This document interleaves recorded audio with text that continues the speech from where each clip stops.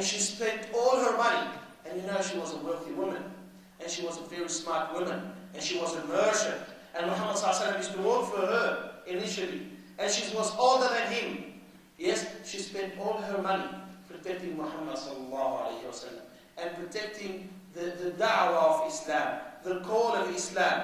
And when she died, the Prophet ﷺ kept that and preserved that for her.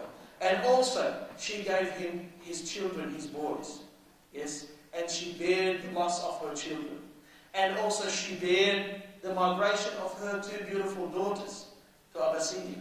Yes, and she supported Muhammad ﷺ to the last minute.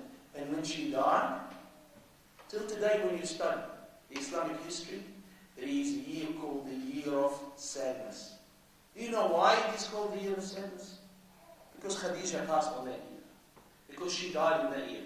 That's why, till today, any book of biography about the Prophet ﷺ, you go through the index, you find a chapter called the Year of Sadness. Because Muhammad ﷺ lost his wife. The biggest supporter was Khadija radiallahu anha. The first woman, the first person to die in the cause of Allah was a woman. Sumayya radiallahu anha. And the first fida'iyya, the first one to infiltrate and to protect Muhammad sallallahu alayhi wa sallam was Asma bint Abi Bakr, which I will explain later in more detail the story of Asma.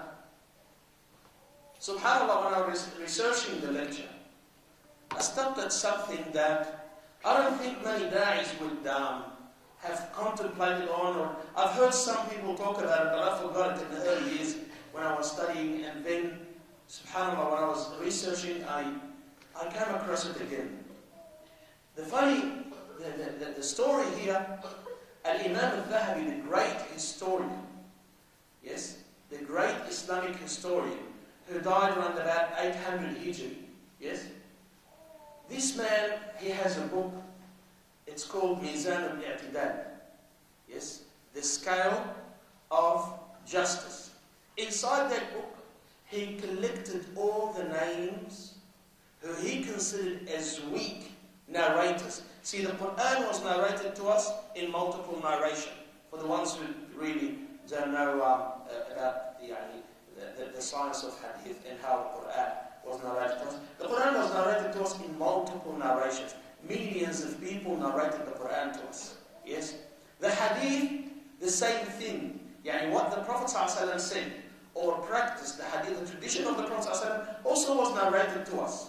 Yes? And was preserved to us today so we can read it. Now, who preserved it?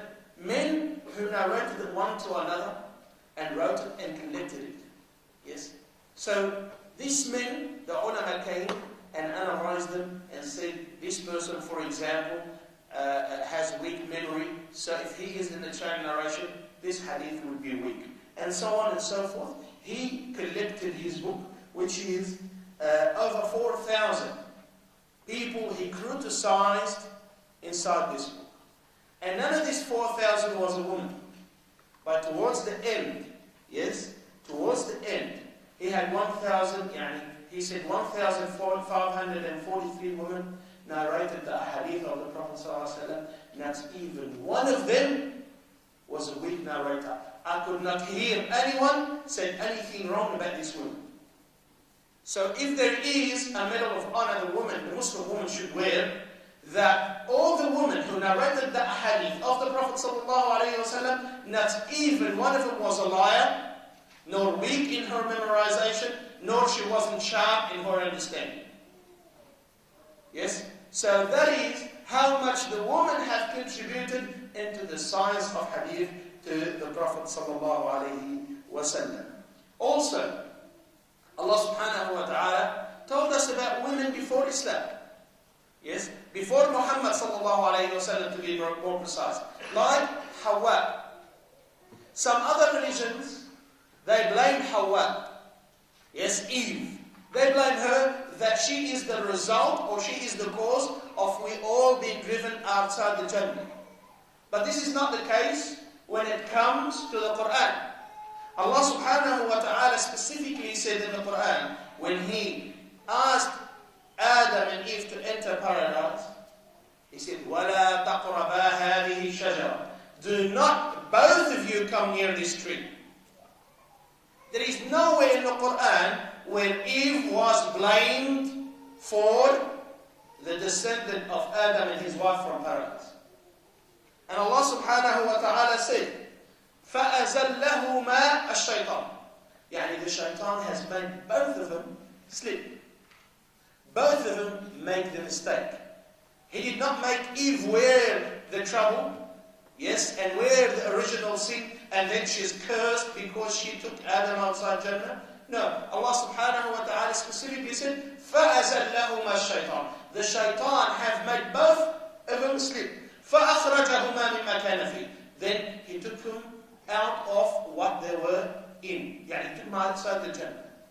Allah subhanahu wa ta'ala, and if you won't find that, you'll find it in the early few pages in Surah Al-Baqarah, where Allah subhanahu wa ta'ala specifically blamed both of them. He ordered both of them, and He took them, both of them from Jannah, and He said they are both guilty of what happens.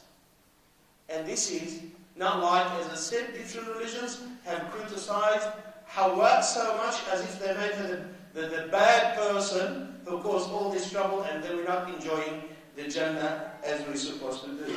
And also, my sisters in Islam, my brothers and sisters in Islam, Hajar, Sarah, the wife of Ibrahim alayhi salatu wasalam, and how much patience she had, and how much, and how she gave birth to the greatest prophets, which is Ishaq, and then after him Yaqub. And Allah subhanahu wa ta'ala rewarded her for her patience. She couldn't have children, but after 90 years, as the Mufassirs they say, Allah subhanahu wa ta'ala gave them a child. But it's the more amazing, if you've been to Hajj, half of the ritual of Hajj, yes, which is a sa'i between the Safa and Marwa, when you walk between the Safa and Marwa, this ritual will follow the footstep of whom? Of king? Of prophet? Of messenger? No, of a humble woman. She was the wife of a prophet who Allah ordered him to take her and put her there. And she would run between the Safa and Marwa looking for water for her son, for her little baby Ismail, until water Zamzam came out. And that's why every Muslim has to do the sa'i, whether he perform Umrah or Hajj, following the footstep of Hajar. And when you drink the water of Zamzam, it is because of Hajar. And this is just something a little bit outside the topic, but it's to do with jurisprudence. I was doing Hajj with leading group, and then somebody asked me, because if some people are of ignorance, or they adopt different opinion. You know, between the two green lights, where you can't walk, you have to run a little bit. If you're doing Hajj, and someone said to the woman, don't run, you can't run. And I approached him and said, Ya akhi, before you speak, can you tell me what is the proof that you can, for a woman not to run between the green lights? He said, because she's a woman, she can run. I said, but this is following the footsteps of a woman anyway. So when you come to Yani, it is not logical where we are trying to do what a woman have done, and then you want to prohibit women from doing what women have done. Subhanallah alim. And that was one of the proofs I used. Then he thought about it, he said, yeah, maybe. I just walked, he just kept on going, and he couldn't say much. Also, the wife of Musa, when Allah subhanahu wa ta'ala, He kept her description to us. Yes, because she had good characteristic. In the Quran, we read it as a verse in the Quran when Allah subhanahu wa ta'ala said to the meaning, and one of them came walking with shyness. And this is preserved for us. So a lot of the verses you see preserved in the Quran to tell us about women and what they have done. And Allah subhanahu wa ta'ala preserved that for us. If she didn't contribute, if she didn't have an important